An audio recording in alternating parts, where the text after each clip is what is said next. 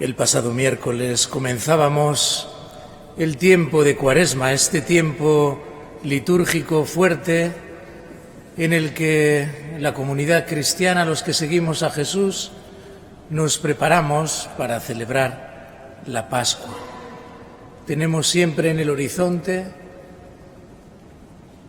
la Pascua del Señor, la celebración de la resurrección de Cristo, que es para nosotros quien nos da la vida nueva, quien nos hace hombres y mujeres nuevos para caminar de una manera renovada. Por eso no tenemos que dejar de tener en cuenta este horizonte. La Cuaresma es un tiempo de preparación para vivir la alegría de la Pascua. Somos gente de Pascua, no gente de Cuaresma.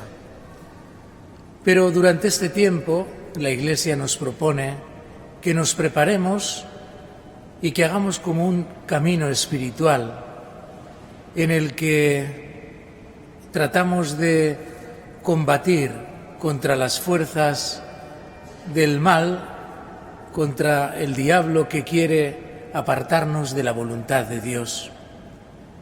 Porque la vocación, nuestra vocación, la vocación del ser humano, es vivir según la voluntad de Dios.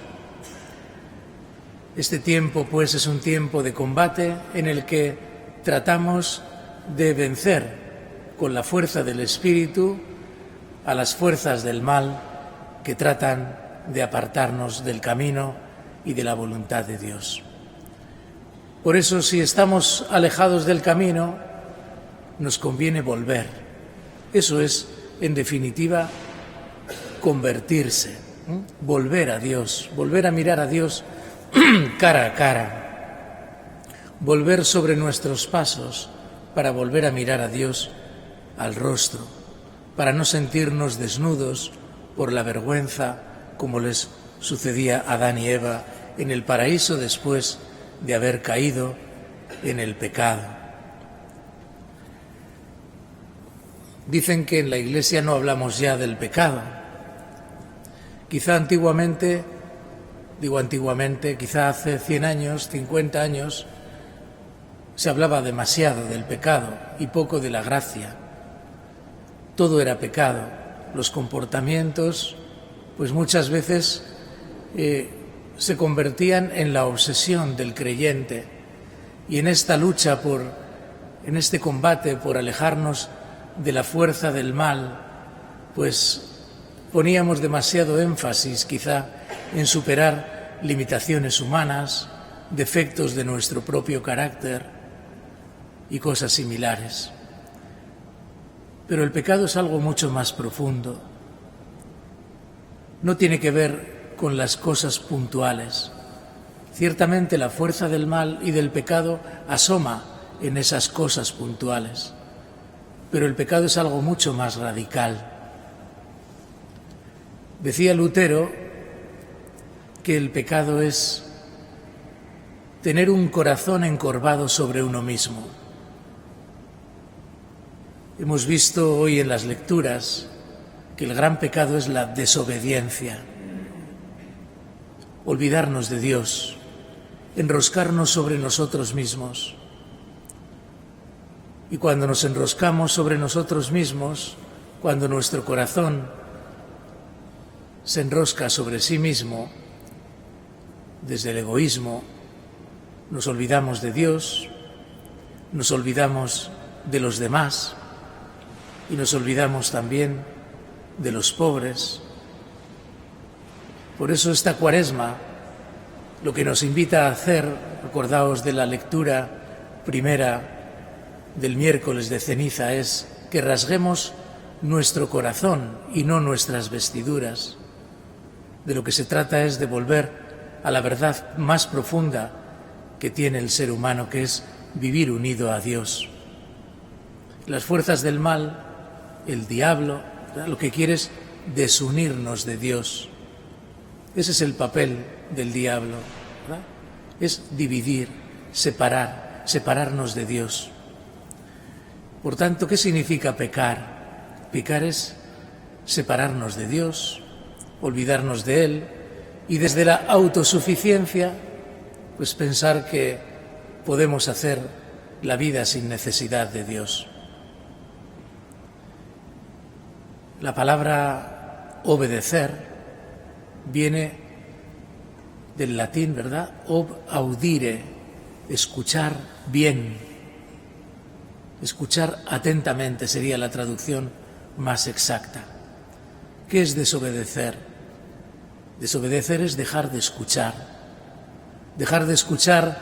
a Dios, que en su palabra nos indica cuál es el camino y nos ha dado una libertad para discernir qué es lo que nos conviene y qué es lo que estamos llamados a vivir. Adán y Eva en el paraíso son tentados por la serpiente, que les invita a desobedecer, a hacer su vida lejos de Dios, sin necesidad de Él, dejando de escuchar su palabra y dejando de escuchar esa palabra que es la que les ha dado la vida. Jesús, en el Evangelio de las Tentaciones, vemos cómo ante las tentaciones del diablo, Él le contesta con la palabra de Dios. No solo de pan vive el hombre, dice la palabra de Dios. La palabra de Dios, la que yo quiero escuchar, la que yo quiero vivir. Me tientas queriéndome separar de esta palabra en la que se expresa cuál es la voluntad de Dios, pero yo no caigo en la tentación porque quiero vivir según tu palabra, quiero obedecer tu palabra.